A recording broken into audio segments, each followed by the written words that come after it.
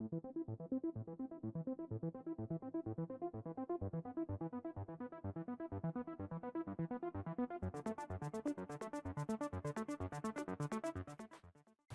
everyone, welcome back to the range. My name is Matt, also known as the Armor Wizard Zap Zap, and the King of Armor Destruction. And we've got a body armor test today. This one's surplus from our friends over at Sportsman's Guide.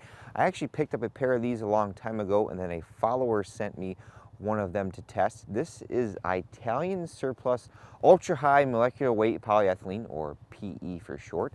Not sure what system this was used in, because this is pretty much a rectangle, but this piece of really discolored polyethylene weighs 3.08 pounds and is approximately 756 thousandths thick. Now here comes the long-winded statement. Over here on my channel, we do things almost completely different than a lot of other channels when it comes to demoing or reviewing body armor. We shoot at 45 feet. That is the official NIJ testing distance for rifle armor. We also shoot at 0 degrees because that is considered worst case. Now this doesn't employ any kind of ceramic. It's, like I said, 100% pure polyethylene through and through, so we don't need to drop it on its face as a preconditioning test. We use a giant clay briefcase filled with Roma Plastilina #1 clay donated by Chavant. That acts as our compressible media so that we can get an idea of what back face is going to be like on this particular plate. We also use a chronograph whenever possible. I have a Prochronal PAL Digital DLX because we needed to know the velocity of that round. It's around 30 to 35 degrees outside today. As always, I put a spreadsheet here at the beginning and the end, and we're going to list out all the threats that we're going to shoot at it, and then at the end we do a tear down and we check each little box to make sure there's any penetrations. Now, if you're looking at the second camera, or if I've gone off to the B-roll camera a few times, you'll note that plate #1 has been shot with quite a few different rounds. We used it for a short barrel performance test of 7.62 by 3.9, and we'll kind of go over those different penetrations and try to roll that film in here somewhere or another. If you've been on my channel for a while, you know that ultra high molecular weight polyethylene has some distinct advantages and disadvantages. Typically, it can stop a lot of speed, in this case, say M193, 55 grain full metal jacket, and 5.56 NATO. But on the flip side, things that have harder construction, such as M855, the 62 grain penetrator, or M855A1, that hardened steel in them presents a problem for polyethylene. So we're going to start with the 5.56 by 45 millimeters. We have 2 rounds of M855 or SS109, that's 62 grains, has a little conical steel penetrator in it, around 52-ish Rockwell hardness C-scale. Then we have the U.S. Army's current issue standard ball round, which is M855A1. It's the enhanced performance round. It has a larger and harder, around 60 on the Rockwell C-scale hardness tip, with a copper core. We've got a 10.5-inch SBR here, Palmetto State Army build. Got a Yankee Hill Turbo 5.56 up front. Got the Primary Arms 3X optic on here. Very nice little optic. It's pretty darn cold outside today. Our clay has not been heated, so it's just going to give us a compressible media to put it behind. So this first shot should be in the upper left-hand corner.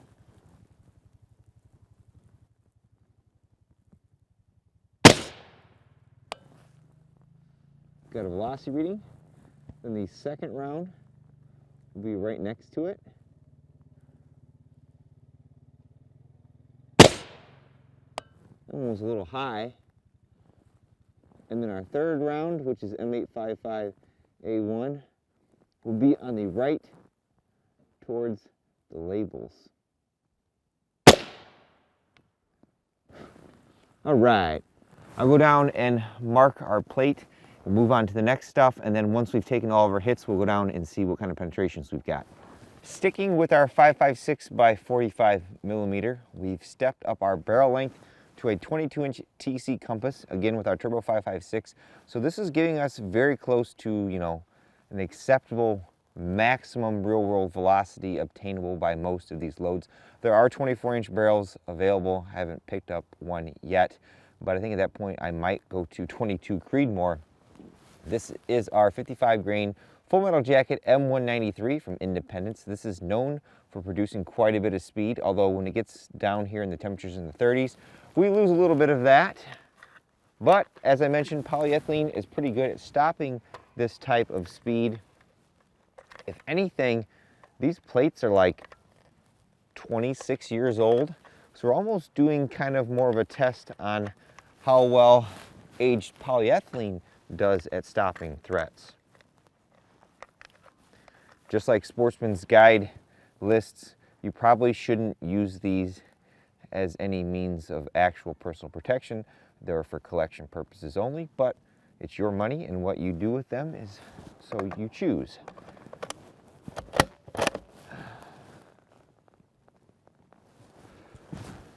We should be able to walk these all right in the line.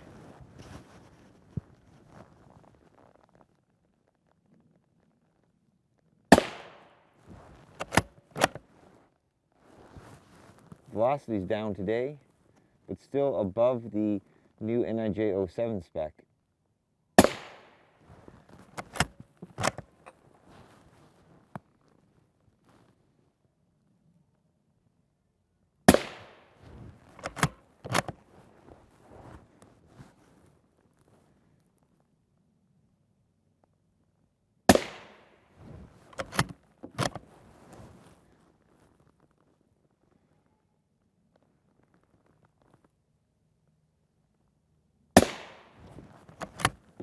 Kind of like when the plate is all white, because I can actually see all the hits that I'm making, and it makes the next hit a little easier. Now we're going to bump up the energy a little bit. We've stepped up to the actual NIJ level 3 spec, which is M80 ball. It's a 145 to 150 grain full metal jacket, 7.62 by 51 millimeters or 308 Winchester. This is some Poonsang surplus from the 1980s. I get pretty good velocity out of our 22-inch with our suppressor on there, JK Armament rifle kit, but we've also brought out the 24-inch so we can go way over spec with this load. We'll take 3 shots with this barrel length and go on to that longer one.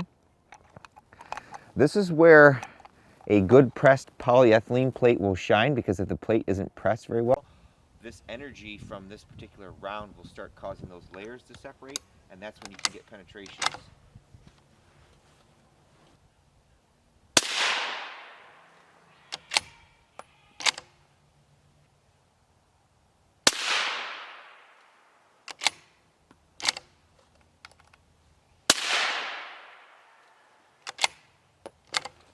We'll round out this testing with some more hits of our 7.62 by 51 millimeters and our M80 ball.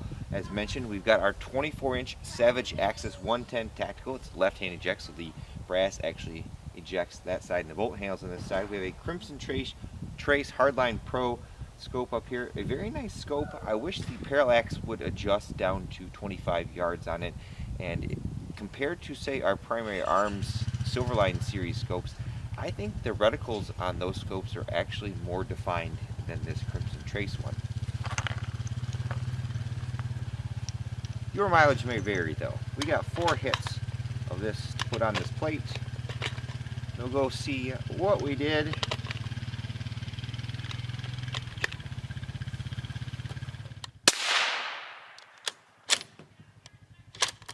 Very good velocity.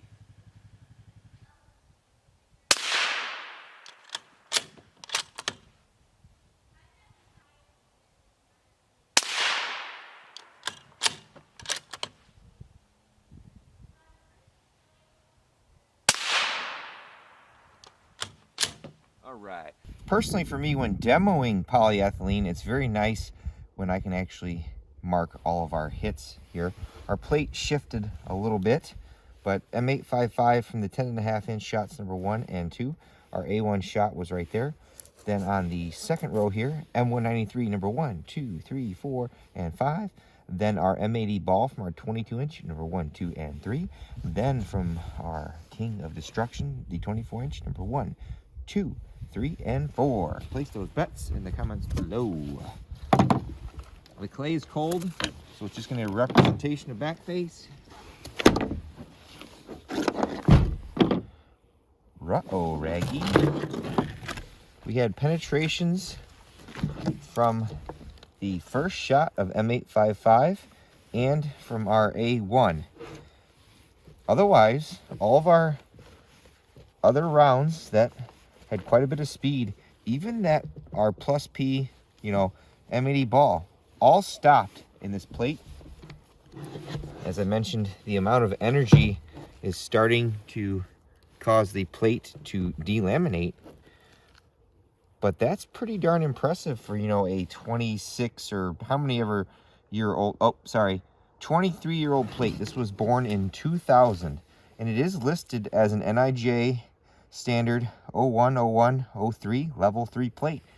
I would say I'm very impressed for a 23-year-old piece of polyethylene. There's a lot of discussion online about warranties on armor, and some people mistake the warranty period for the actual shelf life of the plate. Now, I can see shelf life being a thing for Kevlar or polyethylene that is soft in a level 3A format that you wear every day, that you sweat on, and you're constantly flexing that particular panel, because eventually you're going to weaken some of those fibers from all of that, especially, you know, adding moisture from sweating on it.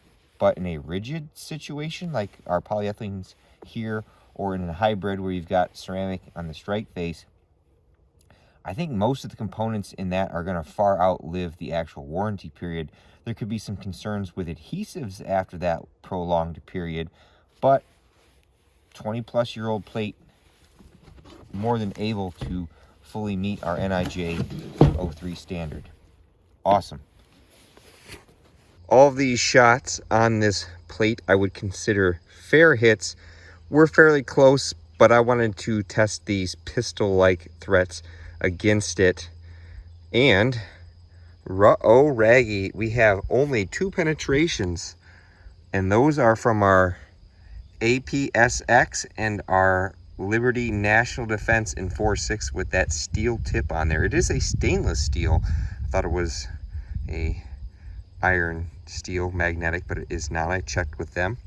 All these other rounds were stopped in this surplus polyethylene. Even the SS-190 out of a 16-inch barrel. Getting pretty good velocities off that. We didn't get any off this today because of how close this is.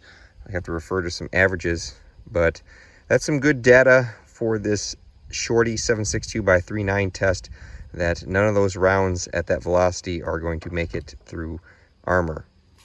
Well, folks, if we learned anything today testing this military surplus 100% pure polyethylene plate, is that our 4.6 by 30 millimeter HK specialty loads seem to outpenetrate even the best SS-190 5.7 by 28 millimeter loads, at least when it comes to body armor, mainly because the APSX is a solid steel rod with a very thin copper jacket.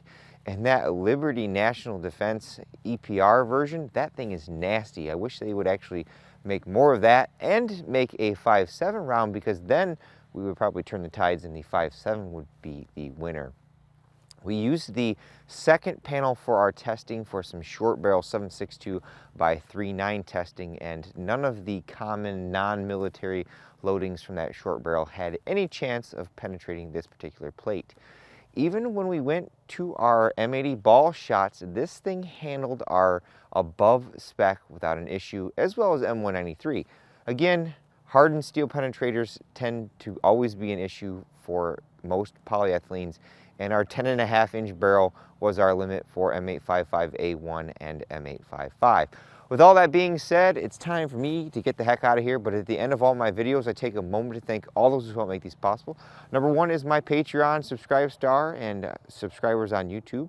I have a link tree in the description below with various different ways to support myself and the channel. A lot of this stuff comes with great costs, especially getting a hold of M855A1, buying straps, clay, and all that stuff. So pretty much all the funds that I get, I put back into the channel.